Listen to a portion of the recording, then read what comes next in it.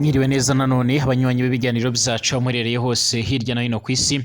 turabifuriza umugoroba mwiza cyane aho muherereye hose turabaha ikaze ngakuri no muresha kuri ya channel yanyu ya Burundi News TV mbonesha kure imwe rudende bandanya kubashikiriza amakuru akomeye cyane amakuru yihuta agezweho aravugwa mu bigendanye n'umutekano politique diplomasi ndetse n'ibindi bigiye bitandukanye. Turi mu mugoroba kuri wa gatanu turi kwigenekerezo ya 11 kwezi no kw'icumi umwaka wa 2024 turabahaye ikaze abatwumviriza mwese muherereye mu bice bigiye bitandukanye twaba tugiye kurabira hamwe amakuru agezweho nyine aravugwa cyane cyane agaruka nga mu gihugu cacu ciza c'u Burundi mu karere k'ibiyaga binini ndetse no hirya no hino ku isi mwese turabahaye ikaze. Dore rero by'umwihariko ingingo nkuru tugiye kugarukaho muri kino kiganiro cyacu cyo kuri uno mugoroba. Hari amakuru akomeje kugenda aravugwa nga muri kino gihugu c'u Burundi aho akomeje inama twavuga ko ari inama ikomakomeye cyane ni inama iriko irahuza ubushikiranganje cyangwa se abarongoye ubushikiranganje bugiye butandukanye nga muri kino gihugu c'u Burundi, ariko turibanda kubajejwe iby'umutekano aho harimwo abategetsi bagiye batandukanye biganjemo abapolisi ndetse n'abasirikare ndetse na bamwe mu barongoye imbonerakure. Nkuko bikomeza kugenda bigaragara rero Lieutenant Colonel Pierre Nkurikiye by'umwihariko asanzwe by'umwihariko ari umuvugizi w'ubushikiranganje bw'intwaro yo hagati iterambere rusange ndetse n'umutekano aho yaje kugenda agaragaza ko inzego z'umutekano canga abasoda b'u Burundi bashobora kwinjira ku butaka bw'igihugu c'abanyi c'u Rwanda mu gihe by'umwihariko hakomeza kugenda aramenyekana yuko hariho abantu bagerageza kuzohungabanya umutekano w'igihugu c'abarundi, akaba ataje kugenda arajya umunwa mu kugaragaza ko kimwe mu ntego Burundi bwihaye ari ukugerageza kurinda umutekano w'abanyagihugu b'u Burundi ndetse n'imbibe z'u Burundi mu gihe avuga ko by'umwihariko bugaye imipaka kugira ngo babashe kuba boca ibigendanye n'iterabwoba ndetse n'ubugizi bwa nabi ndetse ubu ngubu bikaba bikomeje kugenda bwibonekeza mu gihe bavuga ko hari amakuru bafise yuko bamwe mu bagendereza mu cyama bajejwe igendereza nga muri icyo gihugu c'ababanyi c'u Rwanda baba baramaze kugenda binjira nga muri kino gihugu c'u Burundi. Ni mu gihe kandi hamaze imisi haravuga ko ingabo z'u Burundi by'umwihariko ziriko zirakora iyo bwabaga kugira ngo zizinjire ku butaka bw'u Rwanda zibashe kuba zo kwihorera. Hari bamwe rero batajya umunwa mu kugaragaza ndetse no kwerekana neza yuko ibyo bintu bikomeje kugenda biragaragara canga bikomeza kugenda byibonekeza ari bimwe mu bintu biteye ubwoba ndetse batari bakeya bakaba bavuga ko u Burundi bwoba buri ko buragerageza kuzishora muri icyo gihugu. Amakuru rero akomeza kugenda aradusumira akaba avuga ko by'umwihariko noneho u Burundi busa n'ubwamaje kugenda buremeza iyo ngingo ndetse gushika ubu ngubu batari bakeya bakaba bakomeza kugenda baragaragaza ndetse baranerekana neza yuko by'umwihariko batewe impungenge n'ibikomeza cyangwa se ibishobora kuzogaragara aho hantu cyangwa se n'ibishobora kuza kwibonekeza muri rusange mu gihe kizaza. Ni mu gihe Burundi buvuga ko rero by'umwihariko buri ko burashira by'umwihariko imbaraga zose zishoboka mu rwego rwo kugira ngo amatora ateganyijwe azabashe kuba yogenda neza by'umwihariko atankomye, ariko ibibazo bigendanye n'umutekano bizo bikaba bikomeza kugenda byibonekeza. Ni mu gihe kandi banagarutse ku yandi makuru canga se ku zindi nshingano zigiye zitandukanye aho gwishitsa ubu ngubu amakuru yihuta akomeza kugenda aradushikira canga se akomeza kugenda aradusumira akomeza kugenda aragaragaza ndetse aranerekana neza yuko by'umwihariko inzego z'umutekano nga muri kino gihugu c'u Burundi ngo ziriko zirakora iyo bwabaga mu rwego rwo kugira ngo by'umwihariko zibashe kuba zoca ibigendanye n'impanuka ndetse by'umwihariko n'umuvuduko ukabije aho baje kugenda baraganira kuri zindi ngingo zigiye zitandukanye zigendanye n'umutekano wo mu muhanda. Ni mu gihe kandi ari inama yarimwo abashikiranganje bagiye batandukanye yagiye yiga kuri byinshi muri kino kiganiro cyacu, kandi turanagaruka kubigendanye n'ibikorwa bigendanye no kunyuruza abantu bikomeza kugenda biribonekeza nga muri kino gihugu abatari bakeya bakomeza kugenda baramaganira kure ibikorwa nk'ibyo ngibyo ndetse bakaba ariko barasaba by'umwihariko inzego zijejwe umutekano ndetse bakaba ariko barasaba by'umwihariko n'ibindi bikorwa bigiye bitandukanye bikomeza kugenda biribonekeza nga muri kino gihugu c'u Burundi ubwo ko byohagarara mu gihe bavuga ko General Major Evariste Ndayishimiye akomeje kugenda by'umwihariko aragaragaza ko by'umwihariko atokongerwa kugirirwa icyizere nga muri kino gihugu cacu c'u Burundi nk'uko amakuru akomeza kugenda aradushikira canga akomeza kugenda aradusumira. Turagaruka kandi ku yandi makuru akomeje kugenda aravugwa by'umwihariko perezida wa Cameroon aramaze iminsi haravugwa amakuru y'uko rero yoba yarapfuye cyangwa se yoba amaze kugenda arasha mu mwuka mu nyuma y'uko ari umwe mu bategetsi bakomeye cyane inganga mu karere k'ibiyaga binini amafisi imyaka myinshi cyane ariko akiri ku butegetsi. Biravuga ko rero by'umwihariko hahagaritswe inkuru ziriko ziragaruka ku buzima bwiwe ndetse leta iza no gutangaza ibigendanye n'ubuzima bwa Paul Biya. Ni mu gihe kandi Irani yaje kugenda iratanga gasopo ndetse iranatanga umuburo ku bantu abari bo bose canga ku gihugu kizohiyahiya kiragirana by'umwihariko ubufatanye n'igihugu ca Israeli mu gushaka kurasa kuri icyo gihugu ko kizahura n'akaga gakomeye cyane. Abantu bariko baribaza niba Irani ishobora kuzoga ibitero by'umwihariko kuri leta zunze ubumwe za Amerika, cyane ko leta zunze ubumwe za Amerika arizo zikomeza kugenda ziragaragaza ziranerekana neza yuko by'umwihariko zifise intumbero yo kurabira hamwe by'umwihariko uburyo zishobora by'umwihariko kuba zofatanya na Israeli mu bikorwa bigendanye no kwihorera. Turagaruka no ku yandi makuru akomeje kugenda aravugwa hirya no hino ku isi. Ndabahaye ikaze mwese abanywanyi b'ibiganiro byacu abatwumviriza muhereye mu bice bigiye bitandukanye. Reka twizere ko mumeze neza kandi muri amahoro. Nimba ari ubwa mbere ushitse ngaha rero kuri ino mbonesha kure yacu ari nayo yanyu Burundi News TV, byonda kwanditse sabone kugira ngo ucaronka amakuru n'ibiganiro byacu ubane natwe 5 kuri 5. Ikaze kuri wo twumviriza aho ngaha mu gihugu cacu ciza c'u Burundi mu karere k'ibiyaga binini cyane ndetse n'abari ku mugabane w'Uburaya, Aziya, Australia, Amerika ndetse n'andi hose turabahaye ikaze. Nimba ari ubwa mbere ushitse ngaha rero by'umwihariko byonda kwanditse sabone kugira ngo ucaronka amakuru n'ibiganiro byacu ubane natwe 5 kuri 5. Amakuru reka tuyatangurire ngaha muri kino gihugu cacu c'u Burundi. N'inama yari irimwo abategetsi bagiye batandukanye biganjemo abajejwe mu by'umutekano nk'uko bikomeza kugenda bigaragara nk'uko amakuru akomeza kugenda aradusumira. Ni inama ikomeye cyane by'umwihariko y'abajejwe umutekano cyangwa se abashikiranganje bagiye batandukanye mu myambaro y'igisoda, haba abavugizi b'ubutegetsi bw'u Burundi, abavugizi b'intwaro yo hagati ndetse n'abavugizi b'igisoda ndetse n'igipolisi ngaha muri kino gihugu cacu c'u Burundi bari bakoranye nk'uko biriko biragaragara cyangwa se biribonekeza ku masanamu ariko arahanwa ku mbuga ngurukana bumenyi. Amakuru akomeza kugenda aradusumira cyangwa se akomeza kugenda aradushikira muri uno mwanya nuko Lieutenant Colonel Pierre Nkurikiye asanzwe ari umuvugizi w'ubushikiranganje bw'intwaro yo hagati y'iterambere rusange ndetse n'umutekano yaje kubazwa by'umwihariko kubigendanye n'amakuru amaze iminsi aravugwa mu shamba rya Kibira ndetse n'ibibazo bimaze iminsi biribonekeza bivugwa ko hari bamwe mu bajejwe igendereza y'igihugu c'abanyi c'u Rwanda babarinjenga mu gihugu c'u Burundi ariko akaba ata muntu yobaza aho baherereye. Abine rero nimwe muherutse gutangazwa na nyiriteka by'umwihariko arongoye CNDD-FDD nk'uko abantu bakomeza kugenda barabitangaza, aho yavuze ko hari amakuru by'umwihariko avuga ko hari bamwe mu baterabwoba n'abandi bariko baraneka Burundi babarinjiye ku butaka bw'u Burundi. Akaba yarasabaga imbonerakure ndetse n'abandi bajejwe iby'umutekano ku mipaka yuko boba maso cyane. Uyu mugabo asanzwe aravugira ushikiranganje by'umwihariko yaje kugenda aratangaza ndetse aranagaragaza neza yuko u Burundi bushobora kuzofasa ingingo yo guhinjira ku butaka bw'icyo gihugu nk'uko rero by'umwihariko ari ukwitabara mu gihe bwokomeza kugenda buraronka amakuru agendanye by'umwihariko n'ibikorwa byo gutegura iterabwoba. Igihugu c'u Burundi cyorafashe ingingo yo kugana imipaka by'umwihariko yo ku butaka ibahuza n'igihugu c'abanyi c'u Rwanda mu gihe bavugaga yuko ubutegetsi bw'i Kigali buriko burafatanya n'abariditabara ndetse n'abandi biganjemwe abaroberi bariko baragerageza guhungabanya umutekano w'igihugu. Ibi rero ni ibintu ubutegetsi bw'u Rwanda bwahakanye ndetse bunatera utwatsi, ahubwo bukomeza gushinza General Neva ndetse n'abategetsi biwe barongoranye igihugu c'u Burundi ko bariko barakorana n'abaterabwoba bashaka kuba botera igihugu c'u Rwanda. Ibi biriko biratuma rero by'umwihariko impande zombi zirarebana ayingwe ku buryo buri impande bivugwa ko zoba zarashizeho ingamba z'ubwirinzi zikarishye ku buryo haramutse hagize agakoma ibintu bizoba bibi cane. Ibi rero byaje gutuma Lieutenant Colonel Pierre Nkurikiye ashimangira ndetse aranagaragaza ko u Burundi bushobora by'umwihariko kuzofata iyo ngingo ikomakomeye cane yo kuba bwogira icyo bukora. N'Uburundi kandi bukomeje kugenda buratakaza umubare munini w'abasoda ibitigiri bikomeza kugenda byiyongera ku butaka bwa Republika Iharanira Intwaro Rusange ya Kongo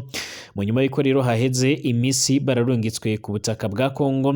ndetse gushika ubu ngubu abatari bakeya bakaba bakomeje kugenda barapfa. Ni mu gihe kandi atari ibi bibanzo gusa aho banagarutse by'umwihariko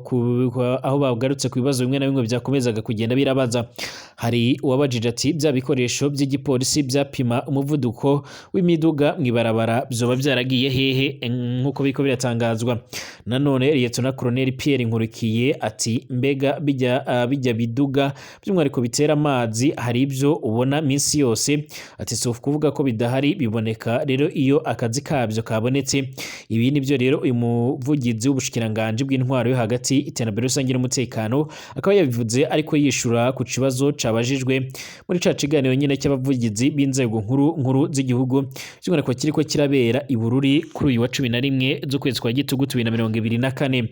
Mwo kwibuka ko rero ibyo byuma rero by'umwihariko byari byatanguye gukoreshwa kwigenekerezo rya gatanu mu kakaro 2022 mucyo byokora by'umwihariko hakaba harimo gupima ko rero imiduga yo mu gisagara ca Bujumbura itarenza umuvuduko w'ibirometero 40 rero ku isaha hamwe n'umuvuduko w'ibirometero 70 ku isaha mu mabarabara aja rero mu ntara zo mu gihugu c'u Burundi rwagati. Ni inama rero bivugwa ko igomba kwigiramo ibintu byinshi cyane bigiye bitandukanye cyane ibintu bigendanye n'umutekano ndetse n'ibindi bigiye bitandukanye nk'uko amakuru akomeza kugenda aradusumira canke akomeza kugenda aradusumira. Amakuru aravuga ko nga muri kino gihugu c'u Burundi rero inama zo zikomeje gutegurwa ndetse by'umwihariko no gushyirwa mu ngiro mu gihe ariko harategurwa n'ibikorwa by'amatora, bamwe bakavuga batanajya umunwa ndetse baranerekana neza yuko by'umwihariko mu gihe ata kintu cyaba gikozwe by'umwihariko umutekano ushobora kuzononekara cyangwa ukaba wohura n'ibibazo bikomakomeye cyane nk'uko amakuru akomeza kugenda aradushikira canke nk'uko amakuru akomeza kugenda aradusumira. Ngaho ku butaka bwa Republika Iharanira Intwaro Rusange ya Kongo by'umwihariko mu nyuma y'uko abashinwa bamaze kuba aboshimutwa, abashinwa bari basanzwe barakorera by'umwihariko ngaha muri amwe mu masosiyete yimba ubutare. Ubushinwa bwagize icyo buvuga rero ku bantu babwo bamaze kugenda barashimutwa n'ingabo za RDC. Igihugu cy'Ubushinwa binyuze kuri ambasade yayo iri Kinshasa ku mugwa mukuru w'igihugu ca Republika Iharanira Rusange ya Kongo yamenyesheje minisitiri w'ububanyi n'amahanga w'icyo gihugu cya RDC rero ko abasirikare ba FARDC barongowe na Colonel John Kibangu rero barashimutse abashinwa bashika muri batatu mu ntara ya Lualaba. Iyi ambasade y'Ubushinwa kandi Kinshasa mu kumenyesha minisitiri y'ububanyi n'amahanga ya RDC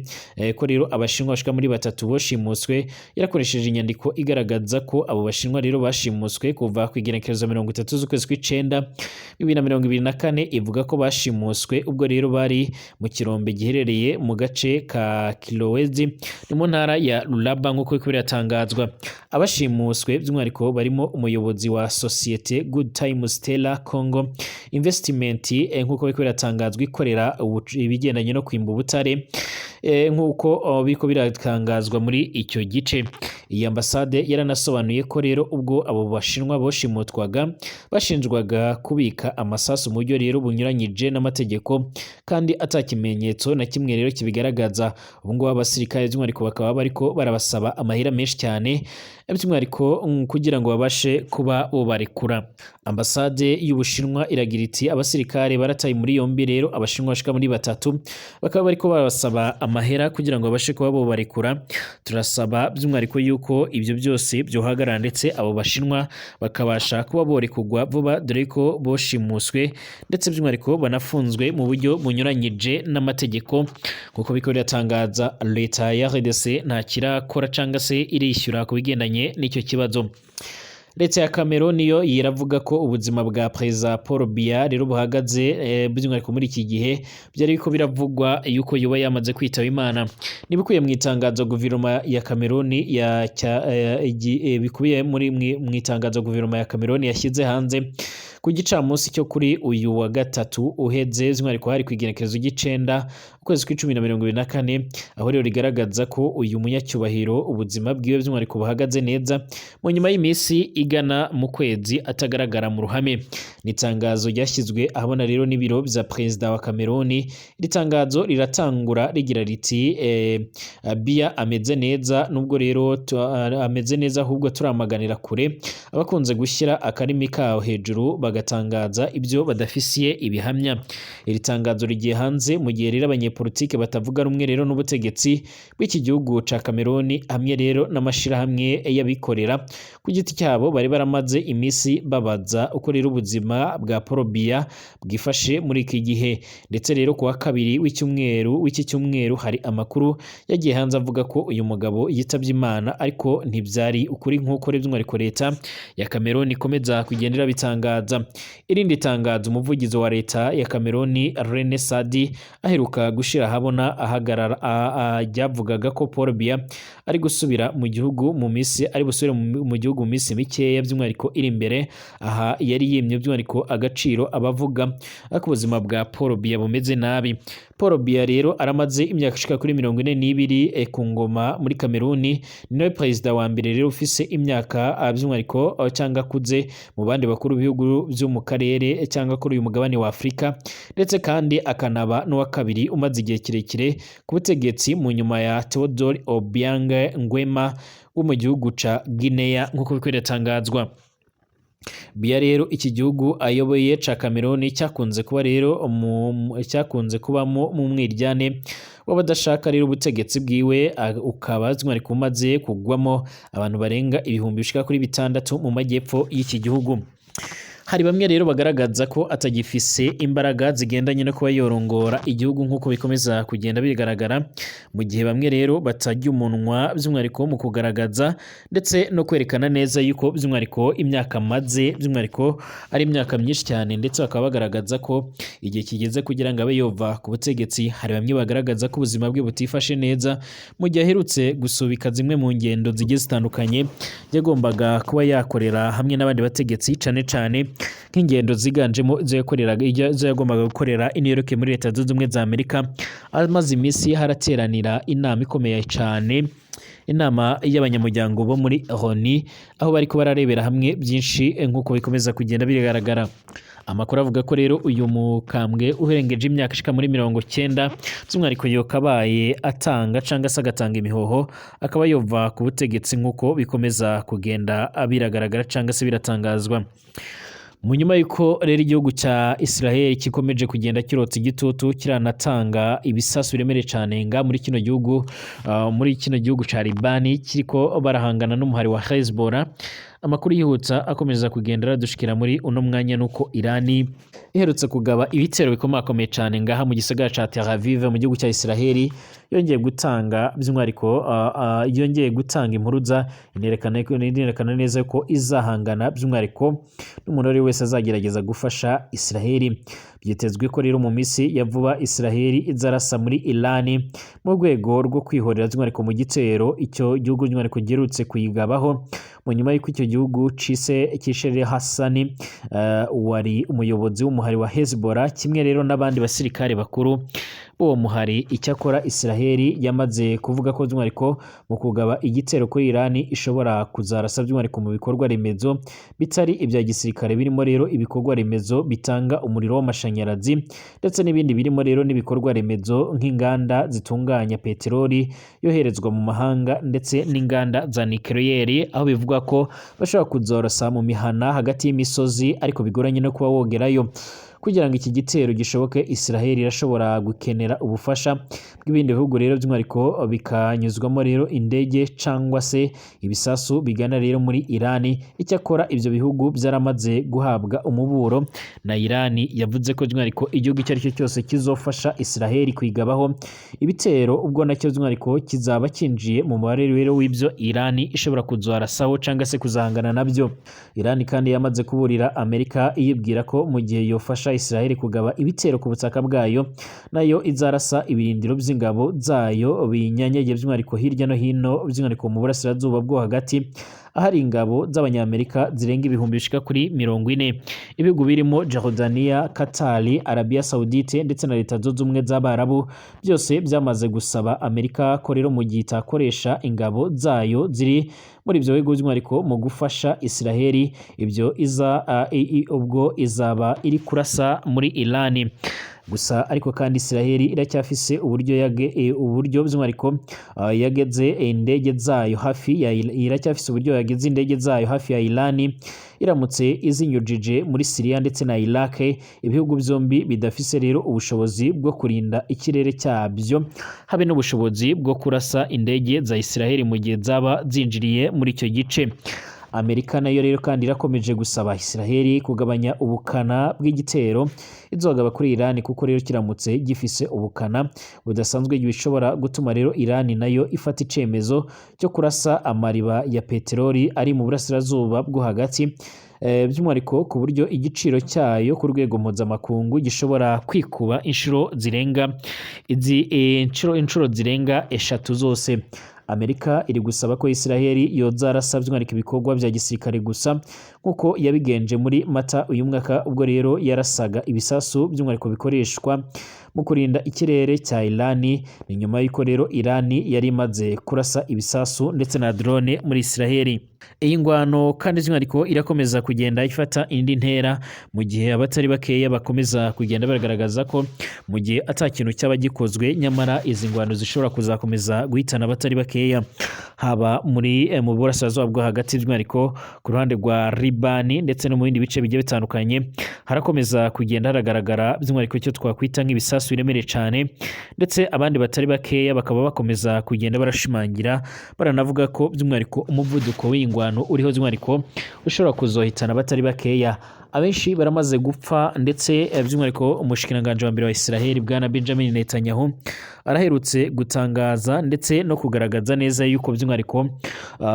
igihugu cya Libani gishobora kuzikangura cyaramaze kugenda kimera neza nkuko by'umwihariko nga mu ntara ya Gaza ibintu bihagaze. Iyi ntara ya Gaza rero naho ibisasu birakomeza kugenda byisukiranya umunsi ku munsi, ndetse batari bakeya bakaba bakomeza kugenda barashimangira ndetse bagaragaza ko by'umwihariko Israeli ikwiye kuba yocisha makeya. Bivuga ko Hamas rero nayo ikomeje kugenda by'umwihariko iragerageza by'umwihariko kwigwanaho, ndetse bikaba bivugwa ko abantu barenga 100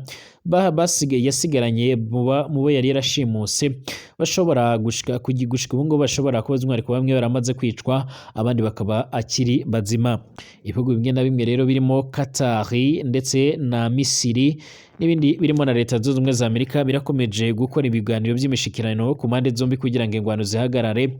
ariko ingwano zo zirakomeje kugenda zifata indi ntera nk'uko amakuru akomeza kugenda aradusumira cange nk'uko amakuru akomeza kugenda aradushikira. Kugeza ubu ngubu rero by'umwihariko umutekano urakomeje kugenda wifata nabi nga mu burasirazuba bwo hagati, kandi mu gihe Israeli yoba yohereje ibisasu biremereye cyane mu gihugu ca Iran bishobora kuzotuma abasoda ba Leta Zunze Ubumwe za Amerika banyanyagiye wa mugani mu burasirazuba bwo hagati bashobora kuzohura n'ibibazo bikomakomeye cyane, ndetse n'amariba ya peteroli akaba ashobora kuba yozaraswa kangizwa, ibintu bishobora kuzokwegera isi yose ibihe bidasanzwe nk'uko ubuzima bw'isi yose bwogize ingaruka ku ngwano ziriko zirabera imbere mu gihugu c'Uburusiya ndetse na Ukraine. Ndabahaye ikaze mwese by'umwihariko abakomeza kugenda muratwumviriza mu bice bigiye bitandukanye, dusubire mu masaha ari imbere.